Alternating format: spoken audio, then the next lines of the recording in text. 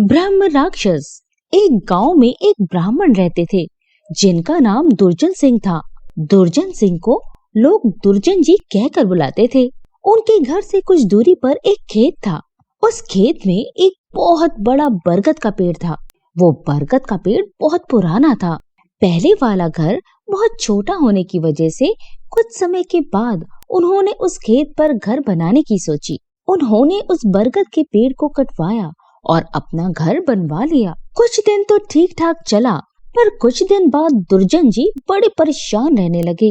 वो कभी पूजा करते और कभी नहीं। तो उनकी बीवी ने उनके बदले स्वभाव को देखकर पूछा, तुम आजकल पूजा नहीं करते हो और आजकल बदले बदले से रहते हो, कभी बच्चों को डांटते रहते हो, तुम्हें हुआ क्या है? दुर्जन जी के चेहरे पर मुस्कान आई और वो कहने लगे, मेरे घर को तोड़कर अपना घर तो बना लिया है और इसे क्या पूजा करने के लिए कह रही हो? मैं ही तो भगवान हूँ, इसे पूजा करने की कोई जरूरत नहीं है। वो कभी दांत मिचते, कभी बड़े प्यार से बोलते, कभी आंखें लाल तो कभी सही हो जाते। उनकी बीवी को शक हो गया कि जरूर किसी का साया है। वो बातें ऐसे नहीं करते हैं जैसे कि उनके अंदर से दो लोग बोल रहे हों। तब उनकी बीवी ने उनको बिठाकर हनुमान चालीसा पढ़ने लगी। वो सोच रही थी अगर कोई होगा तो भाग जाएगा, पर दुर्जन जी पर उसका कोई असर नहीं पड़ रहा था। वो एक टक लगाए देखे जा रहे थे। उनकी बीवी ने काफी मंत्र और गायत्री मंत्र पढ़े। तभी दुर्जन जी की आंखें लाल हुई और कहने लगे, मैं किसी से डरने वाला नहीं हूँ और तू क्या समझ रही है, मैं इसे ऐसे नहीं छोड़ने वाला हूँ। तब तक उसका छोटा बच्चा वहां आ गया।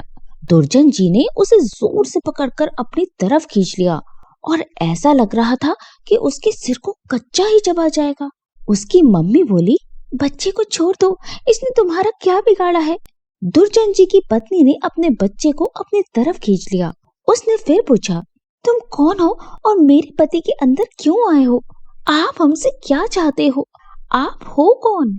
तब उसने कहा, अगर अपना भला चाहती हो तो बरगद के पेड़ लगाओ, जितने भी हो सके पेड़ लगाओ, फिर मैं बताऊंगा कि मैं कौन हूँ और फिर मैं चला जाऊंगा। तब दुर्जन जी की बीवी ने 101 पेड़ बरगद के लगाए। एक दिन उसकी पत्नी ने देखा कि आज दुर्जन जी सुबह उठकर पूजा पाठ करके आ चुके हैं। तब दुर्जन जी के अंदर जो साया था उसने बोला, मैं तुम्हारे पति को आज छोड़ के जा रहा हूँ, तुम सदा सुखी रहो, तुम्हारे आचार विचार बहुत अच्छे हैं। मैं ब्रह्म राक्षस हूँ, वैसे मैं किसी को नहीं छोड़ता और ना ही किसी से डरता हूँ। तुम्हारे पति ने मेरे बरगद को काट दिया था जिस पर मैं हजारों सालों से रह रहा था। मुझे गुस्सा तो आया, पर मैं तुम्हारी अच्छाई के कारण इन्हें छोड़कर जा रहा हूँ। दुर्जन जी अचानक सही हो गए। तब दुर्जन जी की बीवी की आंखों से आंसू निकल आए। तो दोस्तों, अगर बुरे के साथ तुम अच्छा करोगे तो एक दिन वो भी अच्छा हो जाता है।